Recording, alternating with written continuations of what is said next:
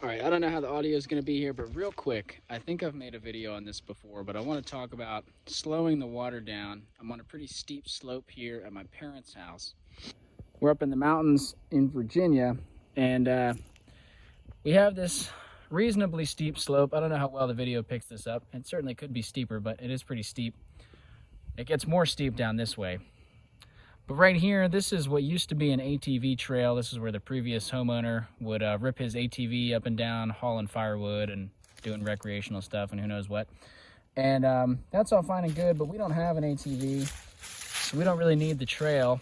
And as you can see, the soil is eroding pretty good. You can see up here, right, the soil is higher on the sides of the trail. We got a little bit of almost like a dry creek bed forming, where when it rains, the water's just ripping down here, carrying a lot of sediment. And so what I've done in the past, and I think I have a video of this, or earlier on in the establishment of this speed bump here, that I basically just, old rotting logs that we're not going to use as firewood. There's a lot of branches and trees that fall out in the woods, and I just cut them up random sizes. These were actually already cut up and kind of rotting on the ground from previous homeowner. So like I said, we couldn't use these for firewood because they were so rotted. So I just pile woody debris. Sometimes I throw some rocks in there too to create a speed bump. And as you can see, it is catching a lot of leaves, right? So the leaves would have fallen here, and then wind and rain pushed them, and a lot of leaves got caught up against this speed bump. But we're getting a lot of sediment. I was just digging around in here, seeing how deep this goes. This is all, there's a lot of sediment here, right? And maybe I shouldn't be disturbing this. I did cast some wildflower seeds down here just now. I'm curious if we can get a little bit of meadow action to grow up in this rocky soil. I don't know.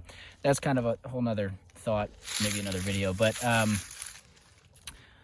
yeah, you can see this transition right here. This is what most of this looks like, rocky, right? And here you can see we start to get the accumulation of the sediment, the finer particles that are being washed away by the rain. Also, apparently a dead ladybug. And as you saw, I could dig down there pretty deep with my hands. That's a pretty good deposit. For now, I'm gonna leave this here, but I wanna talk about some things you could do with it. So I'm kind of thinking about, planting a pawpaw tree here. This is kind of an upland site, but since this little channel collects some water, I'm curious if we could get pawpaws to grow happily here. I think we have the space for that size tree in this area. So I might try that, or some other shrubs. There's a lot of wild blueberries that grow here. And like I mentioned, I did sow some seeds. I might try to get some meadow type plants. So because I'm trying to plant in here potentially, and I really don't know if that's a good or bad idea or how that's gonna work out, but since I'm trying to plant for now, I'm leaving that sediment in place. But you could be collecting that because it's gonna just keep depositing. As it continues to rain and stuff washes down slope, it's gonna just keep building up. And you could get to a point where the sediment starts to overflow. We have a ways to go. The sediment could pile up, bury this log, fill in these cracks. But, eventually it would get to a point where I'd want to start collecting it. And, it's basically just washed away soil. But so there should be a decent amount of available nutrients, probably some biology, well, certainly some biology, probably not a ton of activity in there. But, good stuff you could add into potting mixes. You could sprinkle it around some potted plants on a more flat area where it won't wash away. But yeah, so there's, and I'm sure you come up with other uses for that stuff. Here's another speed bump here. I've made a few of them going up this slope. This doesn't look like there's sediment, but if you go down under these leaves, I piled up all these little sticks and stuff here. So you can see this stick is getting good and buried, Before I put this down, this was just rocky. It looked like that with all these rocks. So like there is an accumulation of sediment right here that, again, at some point I'm probably going to need to start collecting this stuff. But for now, we have some time, and we are getting a good deposit of leaves, which I think is good. These will break down, slowly, and feed fungi, which are going to help glue things together, right? More organic matter, more fungi, more organisms. It's going to just kind of help hold hold this whole area together. And it's going to be an evolving thing. You know, we'll see how much I want to. This speed bump here is a little bit shadier than the other one. Like I said, I'm experimenting with planting some stuff in that one down there. These shadier ones I might just leave, and if anything volunteers that we want, we'll leave it, and otherwise we'll just weed away anything we don't want and kind of let nature take its course. It's hard to see from this distance, but I have another speed bump here. I ran out of big logs, so I used a lot of smaller diameter stuff, you know, trying to prevent washout onto the driveway here. And there's another one right here. Again, it's kind of hard to see with all the leaves on the ground where these are. Another thing too is, you know, especially with these smaller ones, I'm going to want to keep adding debris to keep building these up. I mean, eventually I want these to be nice, well-defined. Let's see, you know, a few inches taller, well-defined little speed bumps, speed humps. And to some extent, you know, the leaves and the sediment being deposited are going to help build up these mounds. And yeah, just going to keep adding debris. Like these, we can't really see this from here. There's another speed bump right here. Hope the camera's not too shaky while I'm walking around here. We could probably add another speed bump in up here, but we've got a few of these, I don't know exactly what type of spruce these are. I think they're spruce of some sort. They're not doing too hot. They're definitely not native. And I'm probably gonna yank these out, yoink them out, cut them down. Got about 3 or 4 of them up here, a few down by the house. And you know, we could process this into kindling and firewood and whatnot, but I think I might make some more speed bumps and add to the existing ones with this material. Just slowly over time, you know, it's not a rush. This is good, kind of relaxing work that can happen pretty much whenever as like a downtime activity. You know, come cut up some sticks, cut up some logs, just a few at a time, 15 minutes, half an hour here and there. Not a big project, not a big overwhelming thing, but something fun and easy and quick to slow down the water. You know, when you live anywhere with a slope, slowing down the water is really important for erosion control. It's also going to help to rehydrate the landscape. That's a big deal.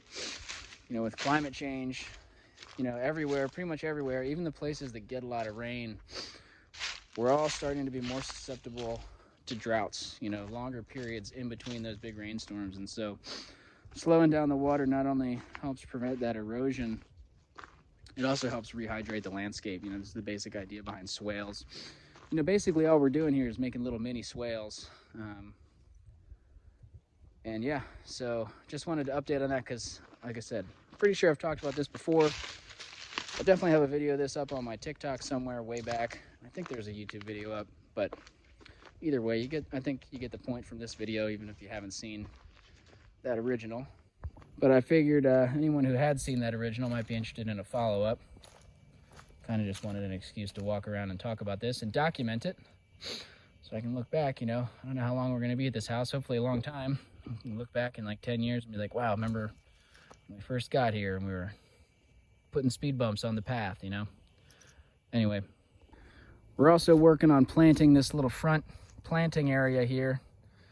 Not a whole lot to see right now because everything's dormant. You know, the biggest challenge here, it's pretty rocky soil. So we have added some compost and mulch. I don't know what you can tell. There's some mulch here, and we added compost below that. Right, so this is pretty dark, but you get down, eventually you get down to that rocky soil we were seeing before. All these little shrubs, for the most part, what you're seeing, what's here naturally is wild, some sort of wild blueberry relative. They make really small berries. They're also in the shade, but they're definitely in that family. And mountain laurel, that's what that green one is there. There's mountain laurel in here. This area was just bare and weedy. And so we've been trying to add in some plants. You can see we have some just general landscape stuff, non-natives, but we've also added in some natives. And the biggest challenge really has been deer in this area. The deer hammer back everything, even stuff you wouldn't think they would hammer back. Like we planted some mint and they just went to town on the mint. I think the mint will come back, so we'll see. But you see some Oregon grapes we plopped in here. Those are definitely not native, and the deer definitely don't like that. But yeah, we're trying to get this area more planted out. I'll try to do a video in the spring. We got a lot of bulbs in here. And we're gonna add plants to this. I want it to be so dense that we don't have to weed, but it's just tough. We don't want to plant too much of any one specific thing until we know if the deer will eat it or not. So you can see there's some trees that are establishing in here. Various types, mostly natives other than this crepe myrtle. There's some red buds and some dogwoods protected by these deer cages. And we'll see. I hope these trees do good. We've been watering them much as we can anyway. We have the hose, luckily. We're not always home all the time. But we got these trees in the ground before I really had the tree nursery up and ripping. So these are not my trees. These were, just big box store potted trees. They were pretty large when they went in the ground. So this last year they've been kind of stressed out, but I think they're establishing well. And yeah, we'll just continue to get that space going in the direction we want. Here's another one of those spruce I'm thinking about maybe taking out. This one is happier than the other three, but still not very happy. I think this might be another spot where I might try pawpaw. We get some sun here, but not a ton. We don't want a huge tree because we're kind of close to the house. But again, we get a lot of water flowing down this channel, so I'm curious if we can get pawpaw to establish. It's definitely not their natural environment up on an upland site, but I might try pawpaw. I might also stick a redbud in there or some other small shrubby-like tree.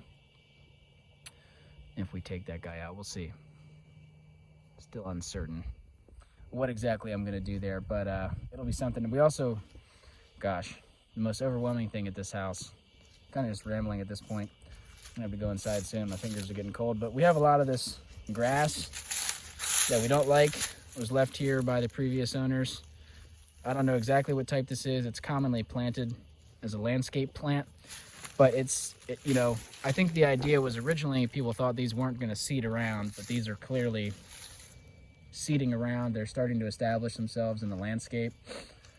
They don't really do a whole lot for native anything, native bugs or animals. I guess bugs are animals, but you get the point. They don't support a whole lot of native wildlife. We don't really like how they look and how they spread, so we're slowly trying to remove all of these, but boy, it's kind of a lot. We have a lot of them, as you can see. More down in there by the backyard. And they line the driveway too, so we gotta deal with them. Another task.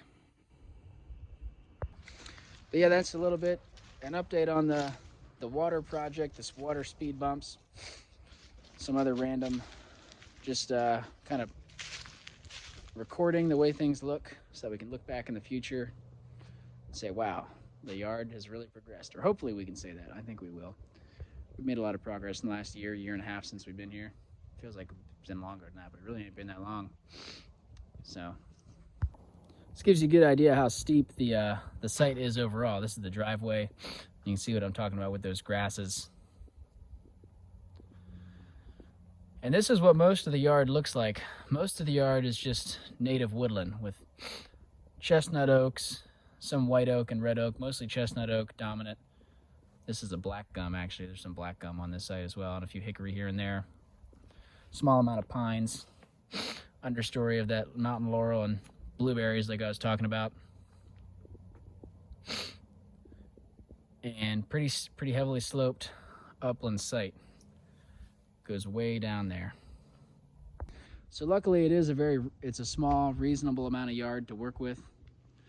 And we don't have much of any grass to cut or deal with, but plenty of space to do landscaping activities for us. There's a little more space in the backyard, which I'm sure we'll talk about at some point. But yeah, so I wanted to give a little update. My hands are getting cold, and I don't want to ramble too much about other stuff in this video. More to come. Yeah. Anyway, hopefully this was interesting to some of you. Maybe you've got similar stuff going on. I always like hearing from folks, what you've got, whether it's questions or sharing about what stuff you're doing that's sort of similar. Always love talking about this sort of stuff. So definitely would encourage folks to either comment or message me, or yeah, just it's always fun talking about this sort of stuff. So I hope you enjoyed, and more soon.